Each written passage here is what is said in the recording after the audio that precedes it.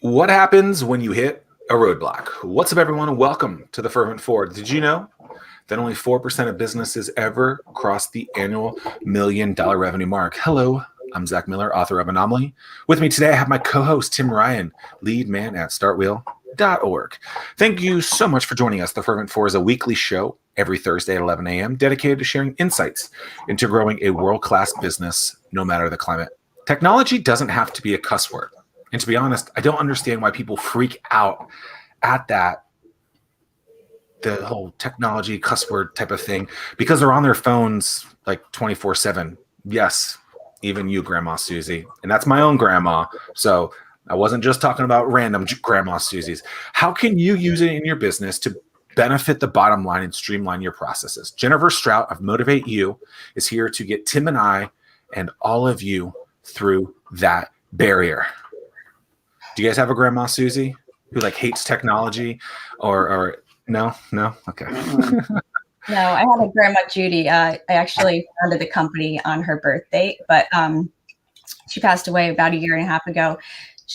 My grandfather worked for Apple. So my grandmother tried to be hip and always keep up with it, but it was hilarious when she would, I have a younger cousin who's 9 years younger, and my cousin would teach her all these slang words and how to use emojis and stuff. And my grandmother would send me things and I'd be like, Grandma, I don't know what you're talking about. I have to look that up. I can't even keep up with you. I don't know what any emojis mean either. So but it is interesting. Not to go on the crazy tangent of this, but a lot of older people are pretty tech savvy, but for some reason do freak out at the whole technology thing when it comes to a business, which is interesting to me. I don't know why it happens, but when I was writing the intro, I was like, oh, let's talk about that a little bit. But anyway, Jennifer, when did you start getting into technology, become a technology enthusiast? What's the whole kind of background when that became your bread and butter lifestyle? Well, like I mentioned before, my grandfather worked for Apple when I was growing up. And I actually lived with my grandparents since I was 4. So that's when I got my first computer. But we had one pretty much in every room of the house. And what was the first computer? The basement. So I don't know if you guys, I'm going to age myself a little bit here. But remember when the old Apples, they had the big bar at the bottom. They were that horrible pasty, I don't know, skin color. The skinny tall Apple computers? Oh, no. Big thing, a little screen. When you think of the old TVs where it's all this extra stuff. And a little. With the ones with the super colorful things behind them and everything? No. I'm much older than that. Oh, okay. They were beige, just plain beige. Floppy disk. Yes, floppy disk time. Yeah. Old school. Yeah. I wish I could bring up a picture, but don't you worry. I'm pulling up. I'm pulling up a picture, so don't you worry. I've always liked computers. Obviously, it was just there. And I also had a lot of games that I would play. Yeah, pretty much not like this. A little bit better than that, but we did have one of those in the basement. I think actually I had. I think I had one of those too. Now that I think about it, but yeah. Anyway. So that was your first computer. It got you in, and continue on. Yeah. So I used to play math games on it. It's funny because I didn't realize. I don't think when I was a child that I was teaching myself to do things. So there was this one math game I remember I'd play, and so by the 4th grade we'd have these math drills, and I would always finish everything first. And I think it was because I had access to that, right? I was definitely very lucky that I had computers since such a young age, and I was able to use it to learn things. And growing up with my grandparents, because they'd already had their own children, they'd already done all that. I pretty much grew up doing a lot of stuff by myself. But then I remember I also had the Encyclopedia Britannica CD-ROM. That was a few years later when they actually had CD-ROMs could be put in. And I would again use it to learn things. So it was kind of when I was a kid, I was oh, no one will play with me. But then it forced me. So that's Google now, right? All those things are basically what Google is. Right. Now, you can just look at anything. Yeah, I know. It's it's mind blowing. Would you call it Encyclopedia Britannica? Like I remember going to the library, having to go through, figuring out what that what was the thing, the card, what was that thing? The card catalog. You had to like figure out where those things were, just to find one little piece for a research project. Now you're just like, but I mean, is that like what Google is now? Would you like, is Encyclopedia Britannica Google? Yeah, sort of. I mean, and they ended up making one on a CD-ROM then too. So that was like leg up, because then like I could just search for it. So that was like, to me, the precursor of Google was like the CD-ROM version of the encyclopedia. Interesting. Yeah, and then I was 9 when we got internet. So I feel like pretty young. For a couple of years, it was just me, or not a couple of years, probably like a year or so. It was like me and one other person that I knew had the internet. But I remember when I first saw it on TV, and I said, "Grandpa, do you know there's this thing you can use to talk to people from all over the world?" He's like, "Yeah, we're getting that installed next week or something." And that was back when you used to have to sit on the for AOL, and it would just like go through the fax machine. It would just take like sometimes 2 hours. And now people get impatient when something takes like 2 milliseconds. Right. Oh yeah. So I remember always seeing, like, they always replay this thing from the Today Show, or like Al Roker, and I think what's the Katie Couric. They're like, there's this thing called the internet, and that's like the thing that they use when they're talking about. It's like 92, 94, something like that.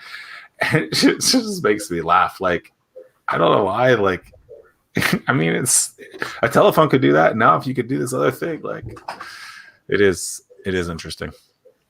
Yeah, because I was in the military back then, so right. I was totally oblivious to all that. And I remember, so through the whole basic training process, and then going to my first assignment was in Iceland, so that was isolated from everything. I remember then after that I went to Turkey, and then someone showed me the internet for the first time, and I was just like, whoa, that is just bananas that you could do that stuff. But, stupid question, but it was created in America, the internet? Should I know that? Yeah, I think Al Gore did it back in the day, at least. Yeah, so. But I knew that, but I always just wondered, like, did he actually create in America, or was it I think it was back in America, connecting all the colleges and universities back in the day. The old Facebook method for the internet. And the military. I don't know. Okay. Jennifer, have you always been an early adopter to technology? Sorry, say that again. Have you always been an early adopter to technology?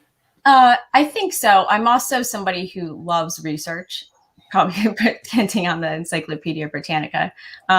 So I definitely will like really vet something first before I use it. But my grandfather used to always use me as a guinea pig too, because he was in the sales division. So he'd be like, I really need to understand this product inside and out. Here's something that one of our partners is using, or that we have. Can you figure out how to do everything on this? And so I think I was around like 10 or 11 when he was like, "You're better at this stuff now than I am." And I'm like, "Grandpa, but he's like, "Yes, but you just, it's like natural to you because you grow up with it, and it's different." But I think I was definitely very lucky to have grandparents who were pro technology. Though I do have one really funny story that I think about this all the time. Back when I think I was like 13 or 14, I got a room phone. So when we had landlines, right, like before cell phones. And my grandmother was downstairs in the office, in the first floor, and she called me telling me that she couldn't find the mouse. And I'm thinking like there's a mouse in the house or something. And then she was telling me that she couldn't find the mouse on the screen. She actually called me like I was going to be able to tell her from upstairs where the mouse was on her computer screen. So I had to then go and help her with that. But like, again, she always tried, right? So that was very exciting to me, that like, even if she had a hard time, and then she went to these, like, I think when they started doing the iPad classes at Apple, she actually registered for them. "You didn't ask anybody in your family to teach you?" No, I have to do this. This is like, I go into the class and the teacher loves me because I asked all the right questions, and, just always wanting to learn too. So I think my grandmother was also, as much as she could be, an early adopter. Interesting. Yeah. No, I think that's just always fascinating. And I hope to always stay young-minded and curious, and to continue to learn. One thing that's always super interesting, fascinating, and awesome for us, whenever we road trip, we'll stop and supercharge along the way. And I love seeing people in their 70s and 80s rolling in Teslas and supercharging and just taking on all of that on their own. And it's such an intuitive thing. So I guess, when there's a lot more Teslas out there these days. I saw one. It's amazing to watch that grow. But I mean,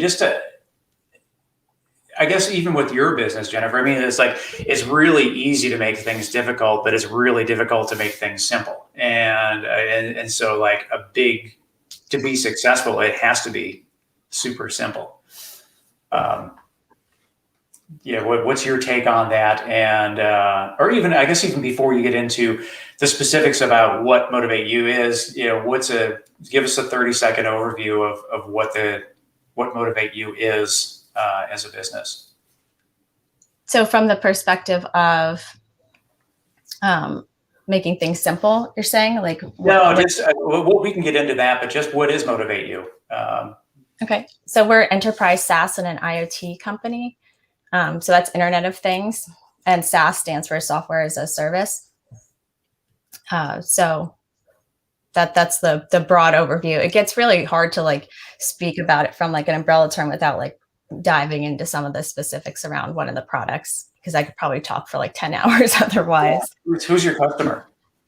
So the first niche that we're starting with is community-based fitness. Okay, so what's that? So I guess the best way to think about it is Orange Theory or CrossFit. So you probably all know somebody who's part of a CrossFit group, and they breathe, live, eat, sleep CrossFit, right? They go to each other's baby showers, weddings. If they go, I had one friend, he would go on vacation or on a business trip, and it was his arm was being cut off. How could you take him away from his CrossFit group, right? So the community and the people that you work out with is just as important as working out itself. There's actually, I think, why the YMCA did a study, and they had a quote that it was people go to the gym to make friends, not to work out. So predominantly that is true. We did research on our own, and 53% of people said that the thing that they really enjoyed about working out was the camaraderie, the motivation they get from other people, being able to meet other people in the classes, and all of that goes with building community.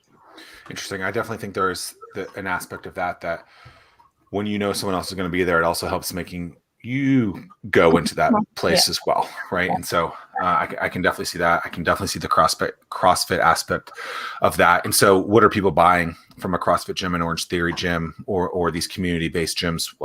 What is MotivateU producing that these individuals or facilities can purchase? So right now we have this really big division between the brick and mortar gyms and the AI fitness, right? And so there's a lot of really large AI fitness companies that are kind of taking out and removing the trainer from the scene. They're also pretty much removing that class thing, and that you actually know the people in the class. If you go to CrossFit, and then you can go out to coffee, like we said, or you can go to a baby shower with people. If you're part of one of these AI communities, it's a little difficult to necessarily ever meet up with those other people in your class, if you can even see them at all, depending on what technology you're using. So we offer the ability for trainers to be able to have virtual classes in real time, and then provide that feedback by using some of the artificial intelligence and machine learning tech that can kind of be thought of in a similar way to the other companies, but instead of connecting you with a bot, we're connecting you to a real person. And then it allows for those hybrid models too. So you could still go into your class when you want to and physically be there. And then times like during a pandemic, or when you're getting over being sick, or you're on vacation and you're in a hotel, or you're on a business trip, if you still want to be with your actual gym, you can jump in and be in that class. So a facility basically purchases the infrastructure that can connect them to people in their box, in their homes, wherever that trainer is, at the facility, in home, et cetera, and they're paying a monthly fee for something like that. And then there's data behind it that is connecting, or what's the AI feature in there that makes this unique? So it's connecting in real time, and it requires no additional hardware though, which is huge, right? Like you can put your phone in your pocket, get on a plane, go anywhere, pull it out and have the class. But let's just say I was to put my arm straight up over my head, like if I'm in the screen here, right? And right now I can't see you, but I'm assuming you guys don't have your arm up over your head like this. So the screen would alert me if I was a trainer, and then I would see whoever's doing the worst in the class, like who's ever falling the most behind. And then I could see that person as the only person. And then I'd be able to give that person the feedback, as opposed to looking at 30 screens and trying to. So it's using the camera as the piece, not the actual hardware of a computer from an accelerometer perspective, which is what a lot of other businesses, I think, in the past were trying to do, where it's like, hey, you're doing this movement. So like my watch doesn't do this, but my friend has a watch where he does yoga, and it knows that, oh, you just did these 43 poses. I don't know how it knows it, but it does that. And so that's the hardware piece, where this infrastructure is taking the camera in this use case. Is that right? We leverage 3 different types of technology, but some of it has to do with our patent. So I'm going to kind of stay away from the specifics on that. But what I can say is that because we leverage different types of tech, it's really good about not like burning out your battery life. That's one thing with being mobile too, right? Like you don't want to go do a class, especially if you're like at a hotel or you're not home, or if you want to like run it outside or whatever. And then the next thing you know, you have no battery or your phone overheats. But some of those, like some of the new cool tech, unfortunately, it really is not good in terms of energy efficiency, which also heads into my accessibility piece. I really want this to be able to be used by people all over. So certain parts of our country really don't have great internet services and lack that high-speed connection. And if you've ever been on a Zoom call, you'll know that the first thing that usually cuts out is the video, right? So we don't rely solely on the video. We have different touch points. So again, we can access it depending on the needs, but also depending on what that other person has available. So how do you create a business on that aspect of areas that don't have good bandwidth, if you will, where... And then how do you create a business where they don't have good bandwidth? It seems like maybe you could make the next step and say they don't have the financial means to get into that. How do you make sure that your business can survive where you have to put in other additional infrastructure on stuff instead of the masses, if you will? So I don't think we have to put on infrastructure. I just think it's that some people have decided, especially with the pandemic now too, that they don't want to live in a city. It doesn't mean that they don't have money. They just might be in a rural area where there's less options. There are some very wealthy people that live out in the country, right? Right, but the infrastructure of that area doesn't have it. So there would have to be additional money that goes towards that thing to get that last mile of internet, which is, so like the Eastern Shore, just here in Virginia, right? So like a lot of wealthy people up there, they have it straight up, 13? But then the spider web effect of it, there's no internet out there. And so apparently it would cost a crap ton of money to get that out there. Mm-hmm. How are you going to get it out there? That's another, you're not going to get the infrastructure out there, but then how do you make sure that those people can get it? If that's going to be a use case where they don't have necessarily the infrastructure around it. So I guess it's more like one small step at a time. So I'm thinking more of like, I have a terabyte download speed, that's huge, right? A lot of people have like 50 megabytes. So I'm thinking more like the people who have some internet, but it's not the best internet. So again, I wish I could swoop everybody up, but maybe once we get bigger, we'd be able to help with that piece. But yeah, I'm just trying to think about from this perspective of people who can't maybe afford the hardware or don't have the room for the hardware, or who don't have the best high-speed internet, right? There's like a lot of people that are still in groups that we don't have to just say, oh, you're only can be XYZ to be able to access this, right? And gym owners and trainers want to be able to reach as many people as possible. And we don't want to like just exclude large groups of people. So we can't necessarily get 100% of people, but I think we can get more than most companies do. So are you targeting right now, like your ideal customer? Is it gym owners, or is it the consumers of the people that go to the gym, the people that work out? So we're targeting gym owners, and then also wellness companies, like health insurance companies, employee wellness companies, who then serve those gym owners, because we have additional components to that. Really, actually, like the higher up the tiers you go, there's more components we have.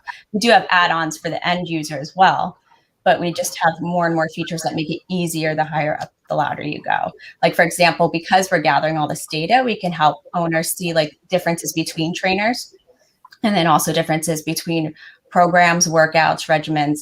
And then it's really good if a trainer leaves, you're not losing all that data. It's mind blowing right now, but a lot of gyms still use like literal like paper clipboards and they just handwrite stuff down. It's very subjective. They file in a drawer somewhere, and that's kind of just like, that's it. That's it is what it is. Is that, have you gone deeper into that? Is onto why that's what they do? Well, because gyms really survive based off face-to-face hours, right? So like the only way they're really making money is either somebody's in a class or somebody's with like the personal training. That's where the real money comes in, and they have to be like face-to-face with someone. And so all the other stuff, it's just like, let's just try to get it done as fast as possible. And so that's where it becomes difficult. Like, how do you implement new technology? A lot of the technologies that are out there for them now are basically just online filing cabinets. Like, we have to admit that, like, oh, here, store your videos here, stream your videos here. Here, we'll take the payment. Here, we'll have a calendar. But it's actually not adding any new tech. And that's tech that was literally around since like the 90s. They're just kind of selling it to now, maybe making it look prettier.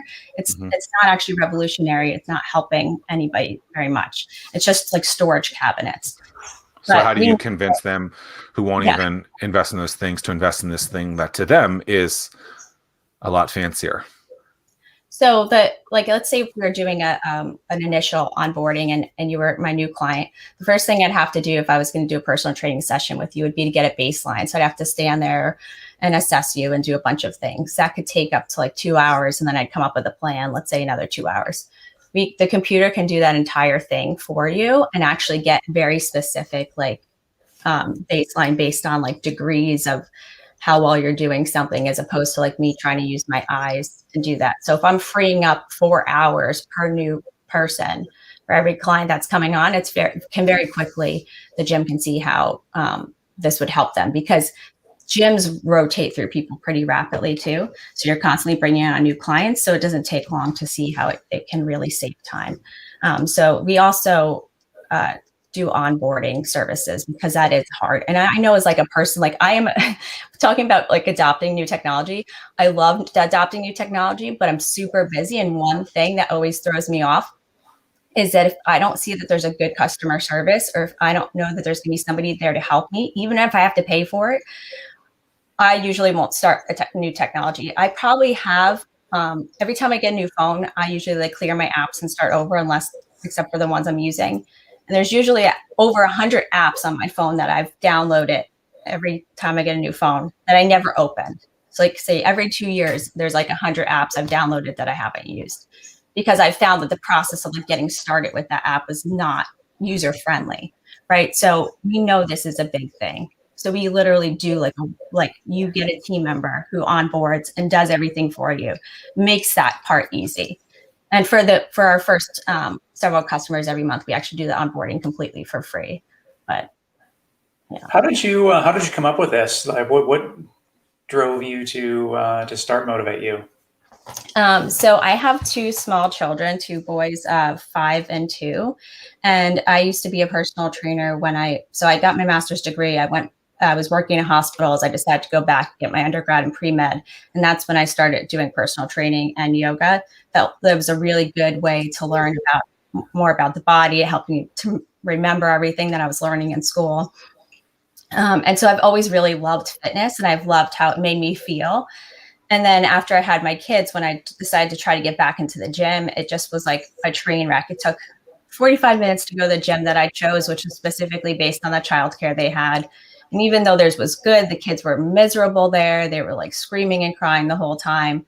So I came out of my first class super pumped. Everybody was like, we can't believe you made it through this class. It's like the hardest class they offer. You got through the whole thing. The trainer was like, you're going to be back next week. I'm like, yeah. And then I go down and see my kids, and they're like, just like the little one had so much snot on his face from crying so hard he thought he was sick. Like I was like, I can't do this anymore. And I tried to bring them back one more time, and they just like threw fits. And I was like, okay, I guess I'm not doing this. It's not worth like the 45 minutes each way in traffic, because that's when the class was like right during rush hour and all of that nonsense. And then I'm like, so what's my alternative? Like back in the 90s, I used to watch like my grandfather's Thai Bo VHSs, and then Billy Blanks. Yeah, I'm like, that's the alternative, because really these live streaming classes, they're not giving you feedback right now, so something's missing. I also at that time we had a 2-bedroom condo, 2 kids and a dog. We did not have a lot of room. I'm like, I don't have room for equipment to buy anything. And I was like, but there's definitely this missing piece. Like, why is there not something where I can work out with a person from home whenever I can during my little breaks and not have to worry about all this extra headache? I mean, alternatively, I could have paid somebody to watch my kids, but then you add all that driving in, and it seems like, okay, I'm going to pay a nanny to watch my kids while I drive to and from the gym, all the extra stuff. So I was like, there's got to be a better way to work out from home when you have to. And then the pandemic hit, and it was like, okay, this is now taking on like a whole nother level.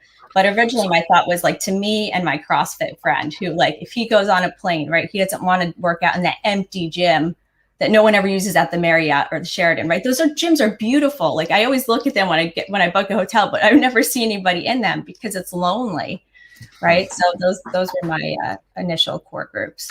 So the person who's going to buy is, and I think Tim asked this, but I missed it. So is the consumer or the gym, and they're going to allow It's the gym. Yeah, it's the gym. So, because, being then I took like my trainer lens on, like, okay, I can't make this for trainers going to be the ones who are going to use it, right? So obviously the end user has to want to use it, but if trainers are which is a completely different obstacle in itself, right? Is right. So once, so you're basically a B2B in that perspective, or B2G, right? Or B2C, business to gym, right? But then they have to sell it to their consumers to actually sign up and use it. Are there any cases at this point that you've figured out how to actually get them to adopt it? Because that's 2 adoption levels on there that can be quite difficult. Yeah. So before I even filed the first patent or spending money on founding the company, I started doing user interviews.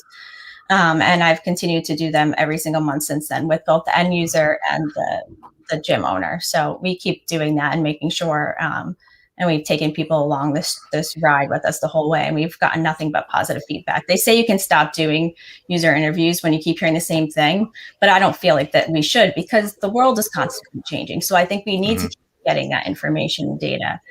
But we keep hearing the same thing. There's that one Medium article I posted about how many people are screaming about community, right? Like, people are begging for this. And a lot of other aspects. I could probably publish another 20 articles on our research, and I will keep dripping them out down the line. But yeah, we've gotten good feedback.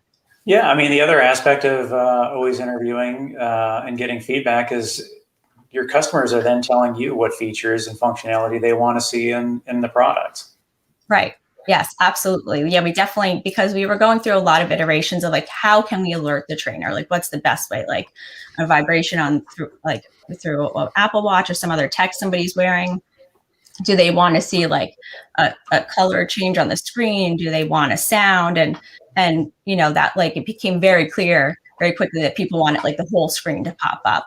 Right. But at first it seemed like all of those options were viable until like, then you keep hearing, no, like this one's the one that makes the most sense. So yeah, I mean, to make a product without a buyer is not a business, right? Like, it's a hobby, I guess, maybe, but you are selling to them. Like, we're trying to actually solve a problem and help people. So it doesn't make sense not to keep checking to see what people actually need.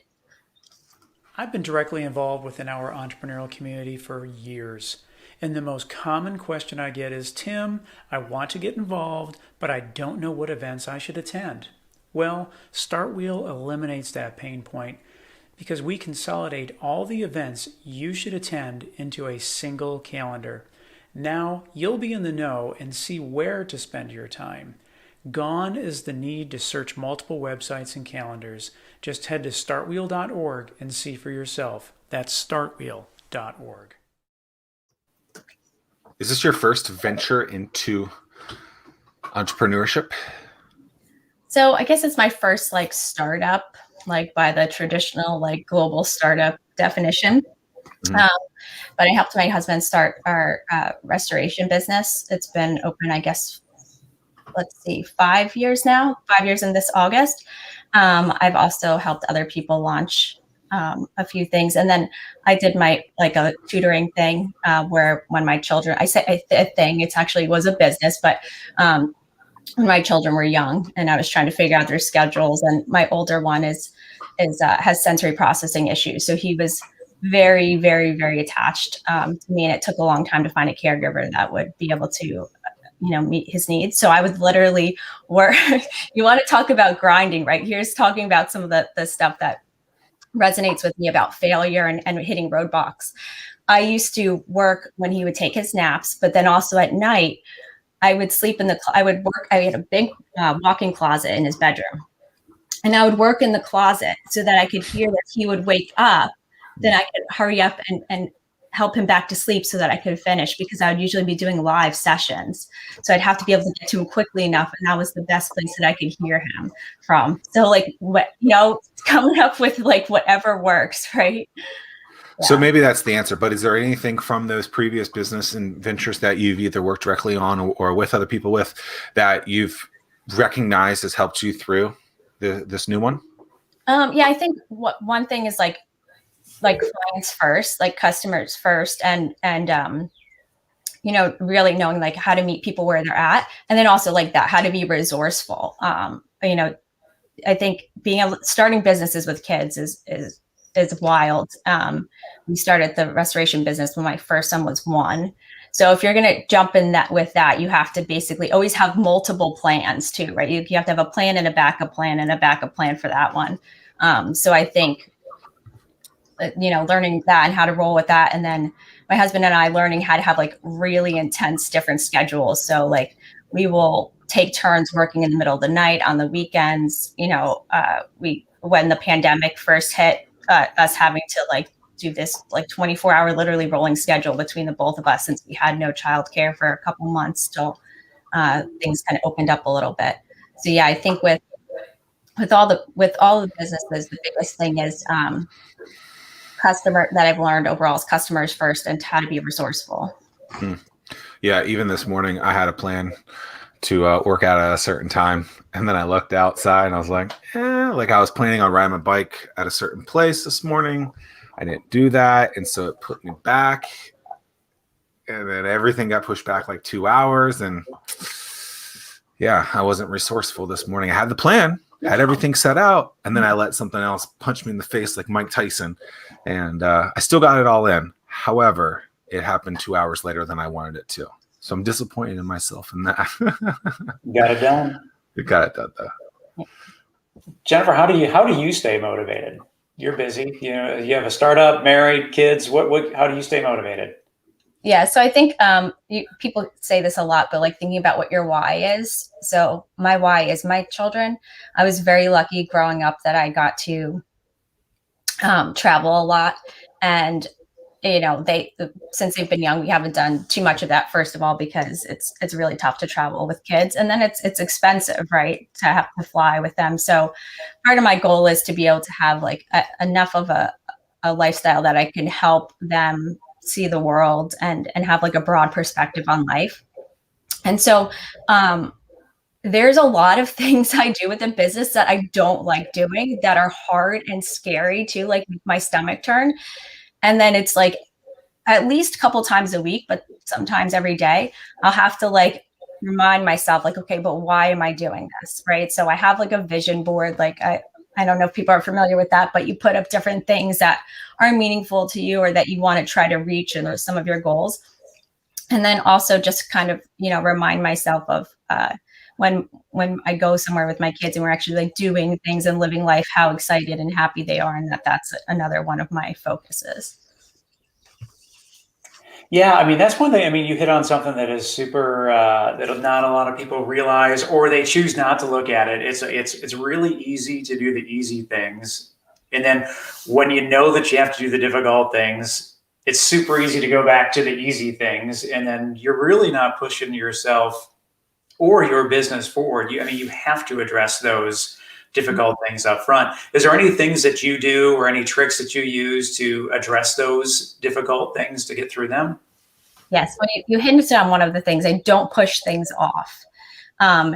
Because I realized that with some of the other businesses I did, they were like, I wasn't as passionate about them. Like if it wasn't my main one, where I was doing it because it was convenient or worked with my schedule. And so there was things that I would avoid, and that never works out. Right. So with this, I realized that I had to keep myself to a really tight pace schedule. I do the time blocking.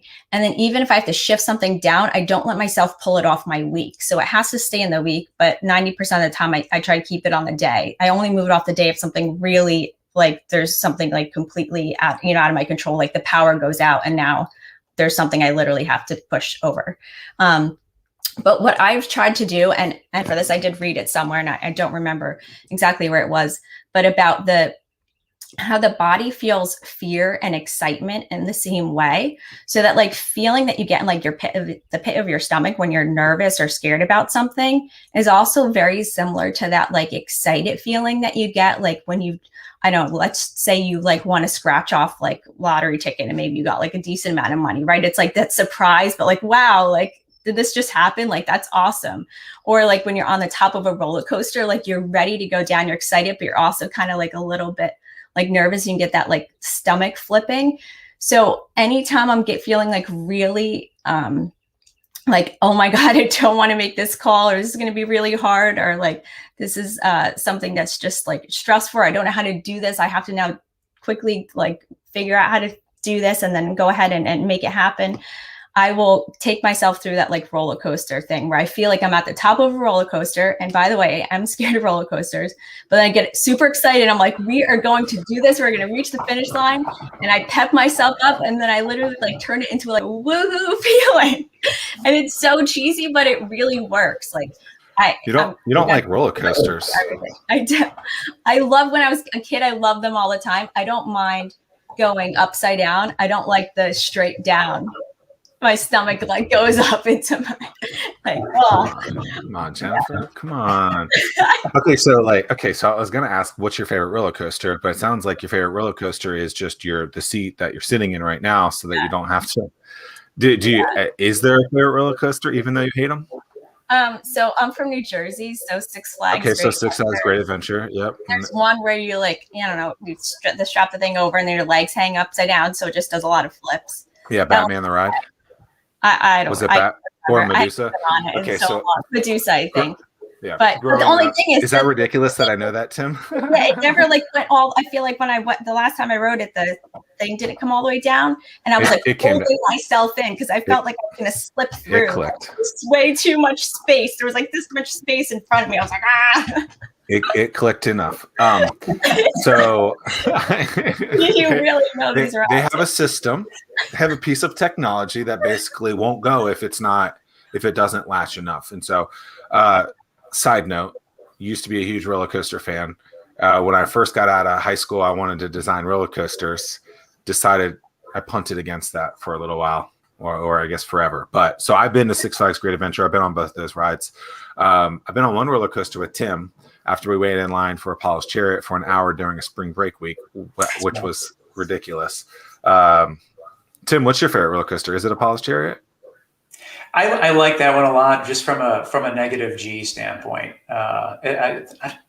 There's not a lot of roller coasters out there that you can really experience the negative G's, and I like that you're just always kind of floating above your seat.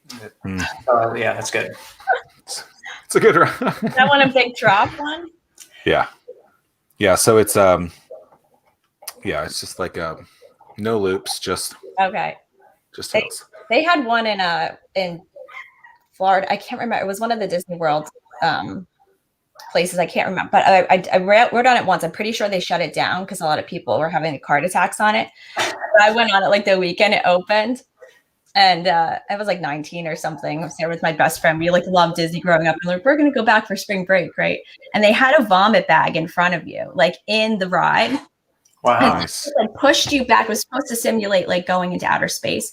It pushed you back so hard against the wall that like literally I did feel like I wasn't breathing for a while. Like it felt like you were being crushed. And then I heard like, there was like 4 people that year that got sick. Only 4 died. That was the deal with the Intimidator too at King's Dominion. Yeah, so there's Intimidator has a at the end of the top hill. I haven't been on this, but I know what happened. So at the end of the first hill, it turns and people would gray out because it would it did slowly rise up. So they before it would just hit the ground and around, where now it hits the ground and then slowly goes up into that embankment. Have you been on both? Have you been on it both times or just the one time? Both parts of it? The Intimidator? Yeah. Yeah, and yeah. You rode it both before and after the move? I don't know. Well, I think I just rode it afterwards, but even still, I mean, I mean, at least me, I would experience a little bit of that gray out. Yeah, well, 310 feet up or 300 feet up at 90 something miles an hour, that kind of turn, you're going to feel that regard. Okay. So let's get back on track, Mr. Miller. Sorry. Here's the good news. Like there's that crazy park in New Jersey too, right? Where like that one guy created his own park. So you'd probably love that. Like the action park thing. Right. But in all these cases, right, we're talking about things that go wrong. Here's the good news. Like you're not going to get hurt. Well, I can't tell you for all businesses, but if you're working in front of a computer, even if it feels like sometimes your body can literally make you feel like you're like fighting it for your life. Right. But it's just like your brain's defense because you're scared of something new. And once you get past it, though, it's the most incredible feeling. That's where you get to like feel that adrenaline rush. Like I get a natural adrenaline rush all the time when I check something off that I normally would have never done before. So is that your trick to overcome obstacles then? And then you have to have your plan and backup plan too for everything. But this is how to get past your fear. Is to admit, first of all, everybody has it. I've seen this a lot in social media recently, where people are like, be fearless or like rise above, or be without fear or something. They're basically trying to create this idea that there are some people who have no fear, and that's nonsense. Like psychologically, unless this is from my counseling master's, like unless you're a psychopath, like everybody has fear, and that's like I'm sure the psychopaths still have fears too. Their threshold is you have to raise their heart rate and their sweat conductance like so much higher than the normal person for them to even feel that same response. But anyway, 99.999% of people have a normal fear threshold. So feeling it doesn't mean there's anything wrong with you. It doesn't mean you shouldn't do it. It doesn't mean you shouldn't pursue it. You just have to like kind of turn it and be like, well, yeah, that makes sense why I'm scared, but it doesn't mean it's impossible. I'm going to do it anyway. And then every time you knock something else off, the next time you do it, it's not so bad. The Fervent 4 is powered by the Small Business Development Center, which helps local small businesses grow through counseling. If you're interested in learning more on how the SBDC can help your business, head to startwheel.org/weekly. Where's the business right now? I don't know if this stage is the right word, but like, where are you currently? What is it? April? Is it April? April 15th? Oh, it's tax day. Tax day 2021. Where is MotivateU in the business world? So tomorrow we will have been open for 8 months, and we're just rolling out our beta right now. And it's pretty good speed. I was just going to ask you about that. Sorry, Zach. That going to your website, it says that you are accepting beta testers. What's the ideal beta tester that you're looking for? So we're mostly looking for people who are willing to go through the whole process. So it does take a lot to onboard somebody, and then we're looking for people who like giving feedback. So if you're in a business where you want to kind of like steer some of the direction of where this is going and have it very super personalized to you, that would be an ideal situation. And that's also from a gym owner standpoint would be a beta tester, or would it be the end user, or both? Our end user beta tester list is all through the roof. We have more end users than we could onboard, but eventually we'll be able to open it up to more people too. So if you don't have a gym, you can be able to join through, but we don't have it open in that way yet. But then you'll be able to access and see what gyms or trainers are on here. Can I link up with somebody if I don't already have a home gym? You're technical. Someone's technical on the team. How are you building this? What's your role, I guess, in the company too in that? So I'm the sole inventor of the patent, and then I do some of the coding, and then I have probably 6 people who are working on it as well, but all of those people are in part-time capacity. The goal is to get everybody full-time, all the coders full-time by the end of the summer. And so those individuals, you have the idea, you broadcast out, I have this thing. Mm-hmm. I'm paraphrasing what I think happened. You broadcast out, hey, I have this idea. Does anyone want to work on it? Is that fair at this point? No, at the beginning. No. No. Okay. So how do you get these people to work on it in a part-time capacity? You give them equity. What's the whole deal with that? So for my management team, they're equity. So my grandfather, when he was a manager at Apple, had somebody that was on his team 35 years ago that I had realized when I first set up my LinkedIn like 10 years ago or so. I had connected with this person. And so I saw he was still very active on LinkedIn. So he was the first person that I reached out to. So he is on my management team. And then I kind of went through that there, like reaching out to contacts of contacts or people I knew, and built up my management team first.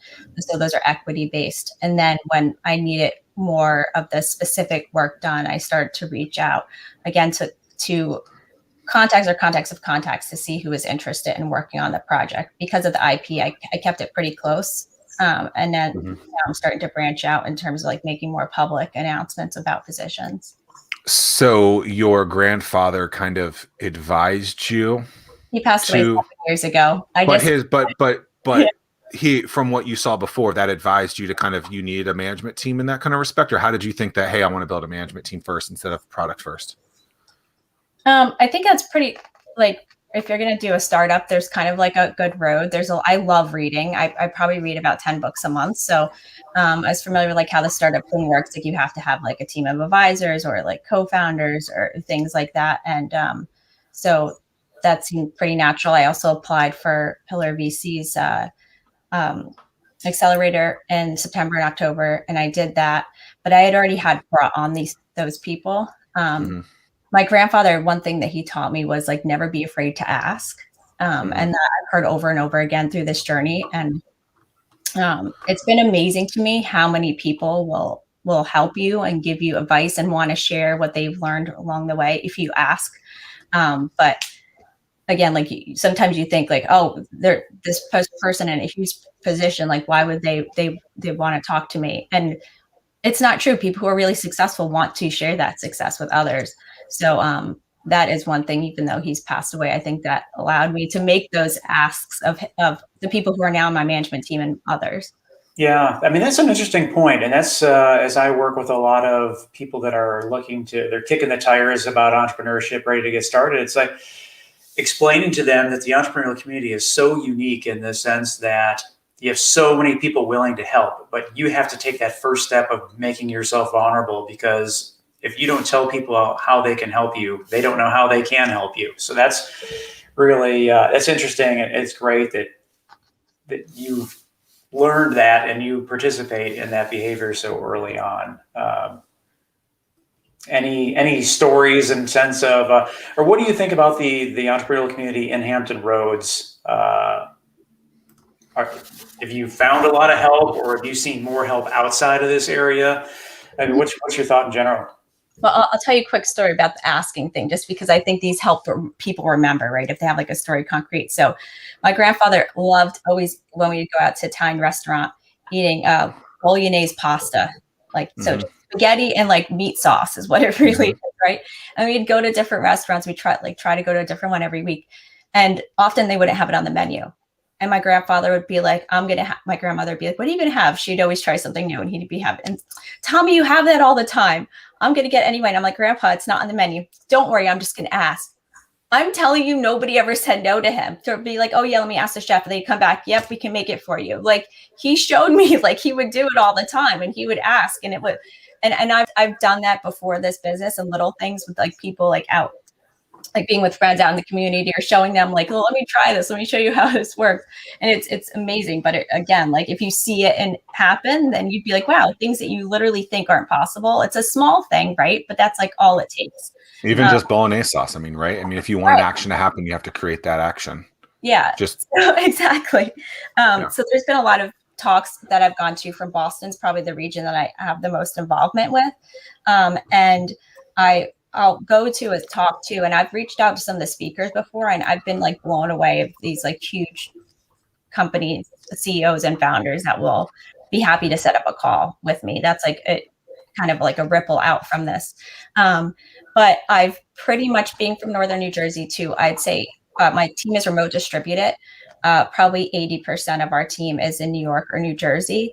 Aside from the management team, which I kind of like, that kind of happened naturally. The rest of it's just been kind of by accident.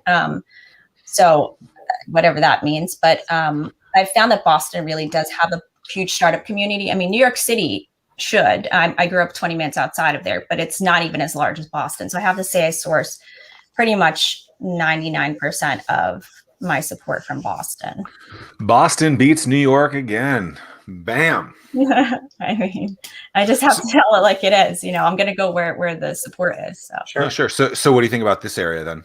What have you learned here? So I like that I can look at my window and see the water.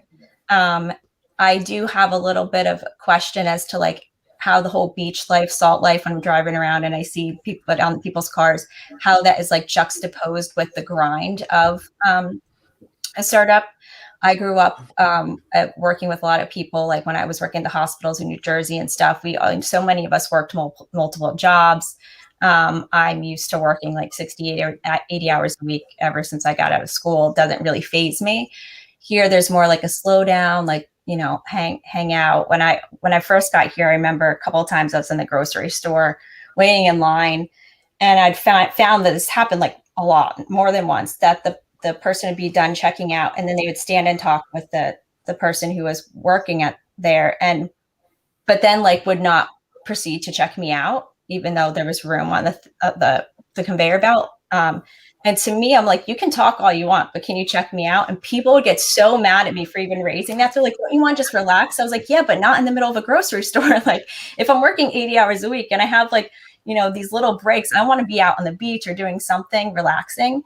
I know it's not for everybody. I know it's not pervasive, but I do question like how much can we bring those two things together? I think with remote work now, we have a chance of building up some stuff. But I think we're always going to have some like legs or ties in some of the bigger cities, or start pulling more people down from the cities who understand like that idea of grinding. And I know I'm probably like going to get slaughtered for saying some of this stuff, but again, it's just my perspective. I've been here for 8 years. I guess that's a long time. I mean, if you get slaughtered for telling the truth, I don't know why. I mean, if you look at the perspective, it's not that it's right. It's just my perspective. No, but from someone from the outside, but again, I've only experienced so many things in my life, so I can't say it's a slower era. And if you look at the big three industries, military, tourism, ports, in my opinion, those are basically three industries that, 90% of the economy comes from that, if not more. And those are all basically given economies if you really are, right? We just so happen to have the deepest port. We don't have to do it. We're not the most efficient and the most amazing port in the world, but it just so happens that we have this asset. The same thing with Virginia Beach, same thing with the military. And so that's not a dig. That's just saying like, like these type of things, there isn't that entrepreneurial hustle, that grind that you're saying, Jennifer. It doesn't, those industries don't need it because that business just comes. So why should someone have to go, and do that extra work if they can just figure it out, I guess. Right. Yeah. I mean, it's amazing. Boston, the Valley, any place, or even New York City, you go there and you just immediately feel the hustle and the sense of urgency. And then and it's like, we've got to get this done. We've got to get this done. And then you come back to Virginia and it's just like, another lazy day. I'll take my time. I'll just do it. So, and that's something that Zach and I have been trying. But all three of us also are not from here, is what I think I'm hearing, right? Mm-hmm. So it's interesting. I'm from DC. Tim's from Buffalo. And Jennifer, you're from upstate in New Jersey, is that what you said? New Jersey, 20 minutes outside New York City. Yeah. So, I mean, we all come from, maybe not, Buffalo is a fairly large city, mid-city, I guess. We're all from areas that are bigger than here, I would say. And so we've all seen things differently. And so it's interesting, like even when I go home, people are like, oh, there's a lot of construction going on in here in Virginia Beach. And I'm like, that's interesting. Like I go home to Northern Virginia and their back road is like our highways here. and like, that's like a real thing. Like I literally was on an hour-long back road a few weeks ago. I went home and it was like, this is the most ridiculous thing I've ever seen. Like, this is 64, but it's a back road. Yeah. But we live here, and obviously we want it to, thrive and do well. And, I think a little bit of motivation can help push the area. So hopefully it'll continue to grow. Yeah. Yeah. Jennifer, I see on your website that you're hiring as well. What you want to make a plug for people that talent that you're looking for? What positions you have open? Sure. So the goal is probably by the end of the summer. I'm hoping to bring on maybe 5 to 6 more people at the minimum. Probably by the end of the year to double the staff, just because we're growing pretty quickly. So we have sales positions, developer positions, front end, back end. We're working with machine learning too, AWS. I know everybody wants to work on those fun new things as far as that goes. We also have marketing, more like along the lines of social media heavy position, some front end website in terms of like our marketing website. And then we also have the platform back end website. So a little bit of everything. So yeah, I'm happy to talk to anybody. I do try to hire for a cultural fit in terms of working within the company. I think that's a lot more important than necessarily one specific skill, because we're a startup. A lot of us kind of wear many hats and we'll move around as we need to, or shift. And so there might be like, some core skills that everybody needs to a degree, but I think the most important things are you willing to ask questions? Do you want to, are you like somebody who tries to learn on your own? Do you really try to push that knowledge space? Are you interested in like innovation and iteration, being able to like go back and try it again and do new things if it doesn't work the first time? We try to like see things from different perspectives. I have 10 principles that we go by, so I'm happy to share those with everybody as well. But growth mindset is another one too. And kind of the hustle, if you guys haven't gotten that piece yet. Work for a startup is not the same as working for a large company. And there's this myth or this saying that you can go from a startup to a large company, but not the other way around. I don't know if that's necessarily true, but I do see it in some respect. I think there's some people who start in a large company and maybe they weren't really met, like they actually should have always worked in a startup. And so you may be able to make that transition, but you have to realize that it is a different thing. You have to be very independent and able to really stay motivated and work hard. Problem solving. I mean, startups is problem solving 101, and you got to figure out that puzzle. Yeah, and that's interesting as I'm hearing you talk about that. I mean, it's almost, so if you look at the majority of the workforce that we have, as they transition away from that and start their second chapter, or maybe they want to, whether if it's retiring, separating from the military, or they just want to start a second chapter, a lot of the industry we have here, people are told what to do every day. Mm-hmm. And they show up, they do the 9 to 5 or whatever it is. Same task over and over again. Exactly. And not that there's not problem solving in there, but. Right. But it's working for a startup is a whole different level. And I know that for me, and I'm sure you guys are both the same way. It's like one of the first things out of the gate when I talk to somebody, and Gavin, who's backstage, can attest to this. It's like working for a startup is not for everyone. You're going to have so much freedom and flexibility that many people can't handle it. And if you can't, it's okay. But you have to determine that quick. Right, exactly. That's the thing too. Like I am not going to try to convince anybody that they should want to work for a startup. But if you do, I'm more than happy to explain what that means and see if we can find a place for you. I want to close on this. You had mentioned there's a global definition of startup. What is that? Okay, so in the startup world, if you're talking to people in like the Valley or Boston, and this is kind of where I'm coming from. This is that it's a predominantly tech company, but not always. But the thing is that you're doing something new that's never been done before. So that's where the real startup thing comes. You're creating a business that is new. So then you're starting from nothing because there's nobody else to follow because nobody's done that. Got it. Make your own. I like that. I mean, I think there's a lot of different definitions that get thrown around. Is a small business a startup because they're new, and is a lot of different things. And so it's always interesting hearing different definitions of different things. And so, and then I think the word technology, people freak out on with the word startup. And I think kind of like you said, some Yeah, people have it. It doesn't have to be it, but you're probably leveraging it in some capacity. Right. Is there no blueprint? Then you're a startup. Right. Cool. Is there anything we haven't talked about today, Jennifer, that you want to talk about? I could talk about a ton of stuff, but we can reset. I'll be able to definitely touch base again soon. I think I'm very interested to see how, I think I see some fire in the startup community in the area. And I think there's starting to be some grassroots interest, and I'm interested to see if we can kind of start to spin up and find where all that energy is hiding, and start to maybe rival. Maybe we'll start to try to knock down Colorado, or meet Colorado or Utah startup culture first before we try to take on Boston. But there you have it. It's been an absolute pleasure. Thank you so much, Jennifer. And we will talk to you soon, and keep us updated with everything. Awesome. Talk to you soon. Peace.